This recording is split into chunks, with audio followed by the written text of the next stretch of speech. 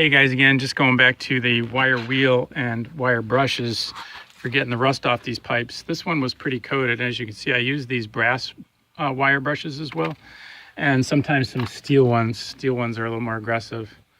I like to start with the brass mostly because it's a little softer metal, but I was using a steel wire brush if you saw in the previous video with this Makita. But here's a little before and after for you. This is what the other pipe looked like. They both basically look like this. So you can kind of see, I mean, literally I had that kind of solid rust. So you can kind of see how much better this looks. And that's literally just a couple minutes. So, you know, I can I'll get more detailed too on some of this, but just wanted to show you the quick before and after. Thanks. Hope it helps.